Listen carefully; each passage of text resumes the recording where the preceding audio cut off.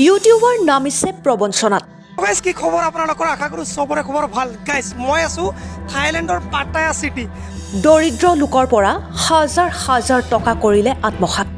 ধনী হোৱাৰ লোভ দেখুৱাই লুটিলে বহু টকা। অসম পুলিচে জাহিদ নামৰ লম্পটটোক কেতিয়া গ্ৰেপ্তাৰ কৰিব? জাহিদ নামৰ লম্পটটোৰ পৰা আপুনি সাৱধানে থাকক।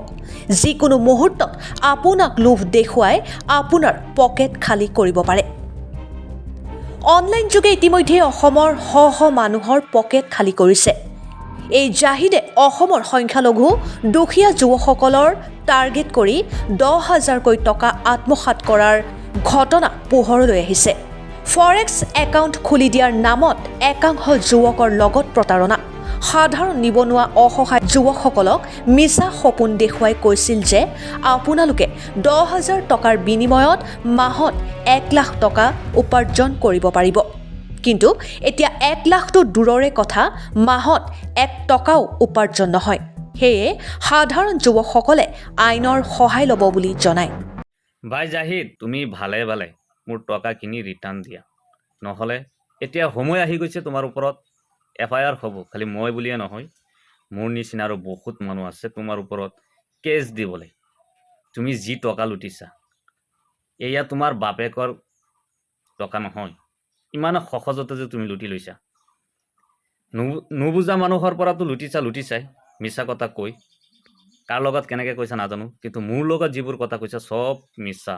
গতিকে মই আজি তোমাক স্ক্ৰীনশ্বট দি মনত পেলাই দিব বিচাৰিছোঁ যে তুমি মোৰ পৰা মিছা কথা কৈ টকাখিনি যে লৈছিলা সেইখিনি উভতাই দিয়া। আৰু আগতো মই কৈছিলোঁ, ময়ে নহয়, যাৰ যাৰ পৰাই তুমি টকা লৈছা এনেকৈ চবৰ টকা তুমি ৰিটাৰ্ণ কৰা, নহ'লে তোমাৰ বিপদ এদিন নিশ্চয় হ'বই। আৰু সেই সময় আজি সমাগত। বিশেষকৈ মুছলিম সম্প্ৰদায়ৰ ল'ৰা ছোৱালীক তুমি টাৰ্গেট কৰি লৈছা যে হিন্দুসকলৰ ওচৰত নাযাওঁ, কৰিলে আমি মুছলিমৰ উপকাৰ কৰিম, যাতে ডুবাইলৈ ফ্ৰীতে লৈ যাব পাৰোঁ, যাতে ডেভেলপ হয়। তুমি মুছলিম মানুহৰ এনেকুৱা ডেভেলপ বিচাৰিছা সাম্প্ৰদায়িক কথাবোৰ কৈ, আৰু কিমান জঘন্য কথা আৰু বুদ্ধি তোমাৰ মাথাত ঘূৰি আছে চব মই ফাদিল কৰিম। মোৰ মনত আছে, পাহৰি যোৱা নাই। মোৰ লগত অডিঅ' কল কৰিছা, ভিডিঅ' কল কৰিছা। আৰু তোমাৰ চামচাবিলাক যে আছে, চামচাবিলাকে এতিয়া কি কৰি আছে? সেই চামচাবিলাকক যে লগাই দিছিলা মানুহক পটাবলৈ, গোটাবলৈ, মনত আছেনে নাই? সেই যে মৌলবী চামচাটো ক'ত আছে? মোক যে নজনাকৈ কি ফটোৱা নে ফাল্টু কথা কওঁ বুলি কৈছিল, সেইজনকো শুনাবা মোৰ ভিডিঅ'টো। এই দুইটাৰ ওপৰতে হ'ব একশ্যন, ঠিক আছে? মই এতিয়াই তোমাক সময় দিছোঁ, মই 3-4 দিনৰ ভিতৰত মোৰ টকা ৰিটাৰ্ণ কৰিবা। জাহিদ, তোমাক যেন 10,000 টকা এটা দিছিলোঁ, তুমি মোৰ টকাটো ৰিটাৰ্ণ কৰি দিয়া। আজি 8-9 মাহ হৈ গ'ল, টকা এটা লাভ হোৱা নাই।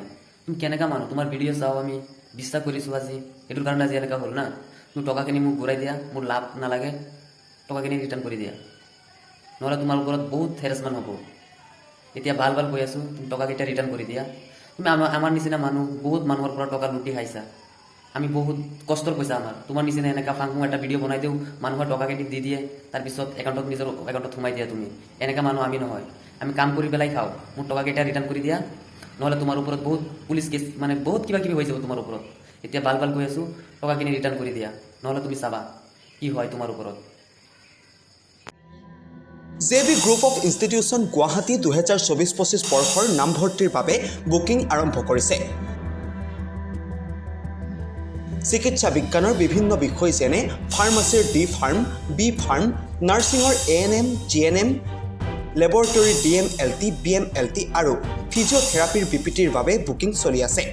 কোৰ্চসমূহ pharmacy council of India PCI, India nursing council INC, Assam nursing council ANC আৰু Srimanta Sankardev university of health ছায়েন্সৰ দ্বাৰা অনুমোদিত আৰু অসম চৰকাৰৰ দ্বাৰা অনুজ্ঞাপ্ৰাপ্ত। ফ্ৰী কোচিং অথবা চিট বুকিঙৰ বাবে যোগাযোগ কৰিব পাৰে। JB group of institution, Panjabari, Guwahati. যোগাযোগ নম্বৰ 9435100784 অথবা 86386118636।